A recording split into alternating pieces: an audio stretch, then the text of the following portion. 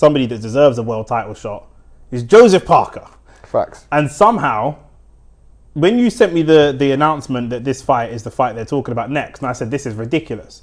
And you said, why is it ridiculous? And I said, we'll save it for the podcast. But this is just giving me vibes of Dillian White losing to Povetkin. Yeah. Do you know what I mean? Like, Facts. Joseph Parker, we've said for like a year and a half, 2 years, he deserves his title shot. He deserves his title shot. He deserves his title shot. He deserves it. Bro, where's this world title shot? And I'm just going further and further and further down the rung of fighters. Because if you Fabio Wardley just beat Justice Hooney in Ipswich.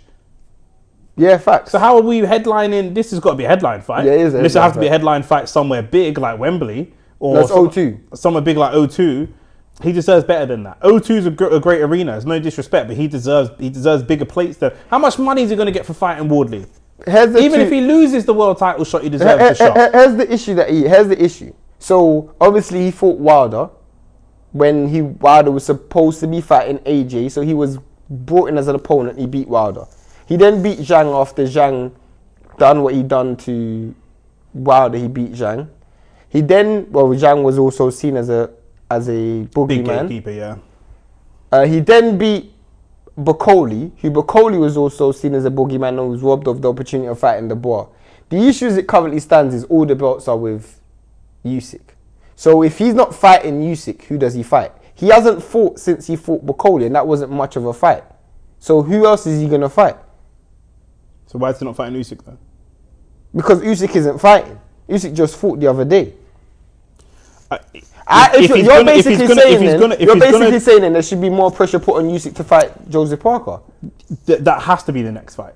Because what I'm saying to you is, it's Turkey putting on this fight, no? Yeah. And it's also Turkey talking about Atoma fighting Usyk potentially. No? Yeah, that's the fight he wants. I don't care what you want. Do you know what I'm saying? It should be Joseph Parker versus, even if it's Wardley versus Atoma, the way the things naturally would work before we left the boxing used to be a democracy, and now we're in a dictatorship. But the way it would have worked is Wardley, you showing yourself to be British, maybe Commonwealth level or fringe world level, and Itoma, you've done the same, you're fringe world level as well, and now you two fight.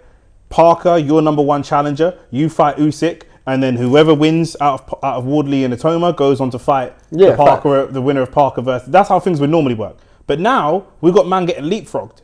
Facts. Well, I don't want to say that because there's not if Moses Atoma does fight, if Atoma fights Usyk, that's leapfrogging Joseph Parker. But I don't know if that fight happens. That maybe even is leapfrogging Fabio Wardley, to be fair, because Justice Hooney and Fraser Clark combined is better than Dillian White. And if you want to keep it real, Caballo as well. Caballo. So there's a lot of leapfrogging happening. Facts. Here. Do you know what I'm saying? So.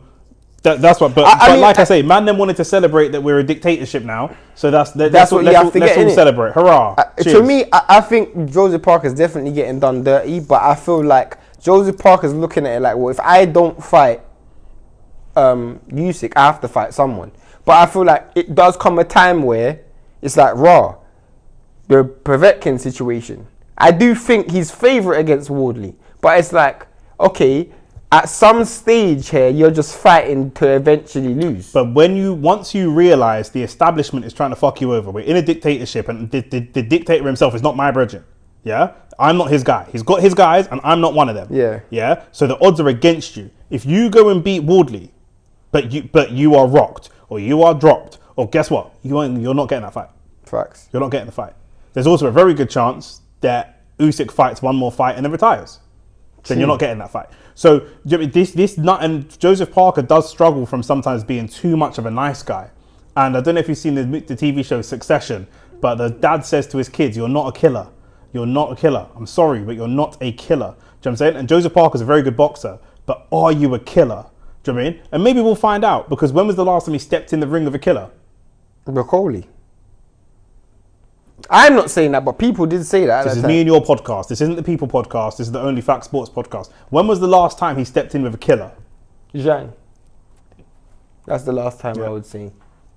Zhang. Even then, You could argue that. Yeah, even then it's arguable. He's When a is the last time killer. he stepped into with a He's a prime? killer. I'm changing it now. But a killer in their No, prime. but even I hate you because Zhang's a killer, but he's only got a couple rounds in the clip. You know what I'm saying? Bro. He's only got a couple rounds in the clip. But them man are like, yo, I'm spoiling like you were a killer 15 years ago.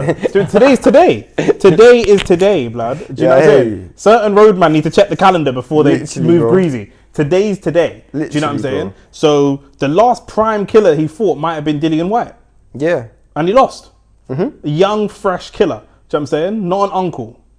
Because Zhang and Bakoli are definitely uncles. Definitely. They can hit hard, but they're uncles. Do you know what I'm saying? So I don't know about this fight. Do you mean? It's good for Wardley though. Wardley deserves this fight. I mean, I'm glad Wardley getting the opportunity, but I don't know if it's great matchmaking. I don't know. This, for me, I'm looking at it like this. Because, remember, Parker's interim world champion. Basically meaning, as soon as Usyk decides to retire, because as you said, I agree, I don't Or is think... forced to vacate. I don't think the money is behind Parker.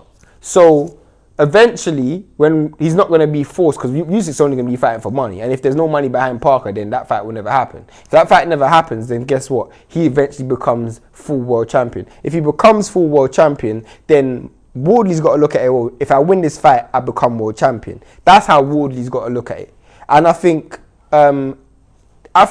that's a great opportunity, because if I'm Wardley, I'd rather fight Parker for a world title than Usyk. 100%. And all Wardley's fights are going to go the same.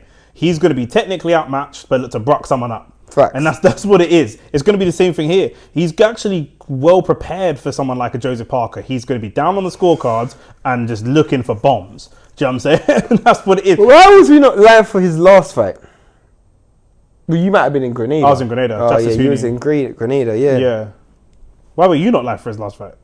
Bro, I wasn't alive for his last fight. I don't know. What would be live for his next one?